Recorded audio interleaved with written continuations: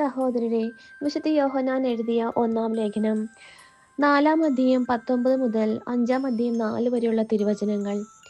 ആദ്യം അവിടുന്ന് നമ്മെ സ്നേഹിച്ചു, അതിനാൽ നാമും അവിടുത്തെ സ്നേഹിക്കുന്നു. ഞാൻ ദൈവത്തെ സ്നേഹിക്കുന്നു എന്ന് ആരെങ്കിലും പറയുകയും സ്വന്തം സഹോദരനെ ദ്വേഷിക്കുകയും ചെയ്താൽ അവൻ കള്ളം പറയുന്നു. കാരണം കാണപ്പെടുന്ന സഹോദരനെ സ്നേഹിക്കാത്തവന് കാണപ്പെടാത്ത ദൈവത്തെ സ്നേഹിക്കാൻ സാധിക്കുകയില്ല. ക്രിസ്തുവിൽ നിന്ന് ഈ കൽപ്പന നമുക്ക് ലഭിച്ചിരിക്കുന്നു: ദൈവത്തെ സ്നേഹിക്കുന്നവൻ സഹോദരനെയും സ്നേഹിക്കണം. യേശുവാണ് ക്രിസ്തു എന്ന് വിശ്വസിക്കുന്ന ഏവനും ദൈവത്തിന്റെ പുത്രനാണ്. പിതാവിനെ സ്നേഹിക്കുന്നവൻ അവന്റെ പുത്രനെയും സ്നേഹിക്കുന്നു.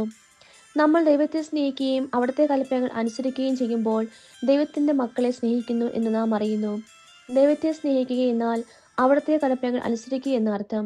അവിടുത്തെ കൽപ്പനകൾ ഭാരമുള്ളവയല്ല, എന്തെന്നാൽ ദൈവത്തിൽ നിന്ന് ജനിച്ച ഏവനും ലോകത്തെ കീഴടക്കുന്നു.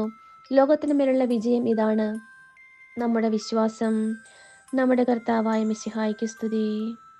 സഹോദരരെ, വിശുദ്ധ ലൂക്ക എഴുതിയ സുവിശേഷം 4-ാം അധ്യായം 14 മുതൽ 22 വരെയുള്ള തിരുവചനങ്ങൾ. യേശു ആത്മാവിന്റെ ശക്തിയോടുകൂടി ഗലീലയിലേക്ക് മടങ്ങിപ്പോയി. അവന്റെ കീർത്തി സമീപ പ്രദേശങ്ങളിലെങ്ങും വ്യാപിച്ചു. അവൻ അവിടെ സിനഗോഗുകളിൽ പഠിപ്പിച്ചുകൊണ്ടിരുന്നു. എല്ലാവരും അവനെ പുകഴ്ത്തി. യേശു താൻ വളർന്ന സ്ഥലമായ നസ്രത്തിൽ വന്നു.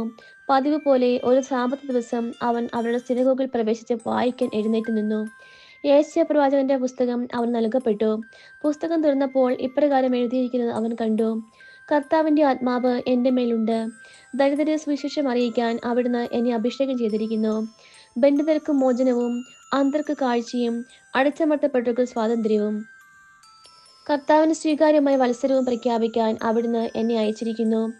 പുസ്തകം അടച്ചു ശുശ്രൂഷകനെ ഏൽപ്പിച്ചതിനു ശേഷം അവൻ ഇരുന്നു. സിനഗോഗിൽ ഉണ്ടായിരുന്ന എല്ലാവരും അവനെ ഉറ്റുനോക്കിക്കൊണ്ടിരുന്നു. അവൻ അവരോട് പറയാൻ തുടങ്ങി: നിങ്ങൾ കേട്ടിരിക്കെ തന്നെ ഇന്ന് ഈ തിരുവെഴുത്ത് നിറവേറിയിരിക്കുന്നു.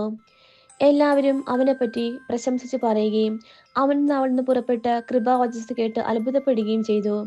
ഇവൻ ജോസഫിന്റെ മകനല്ലേ എന്ന് അവർ ചോദിച്ചു. നമ്മുടെ കർത്താവായ മിശിഹായ്ക്ക് സ്തുതി.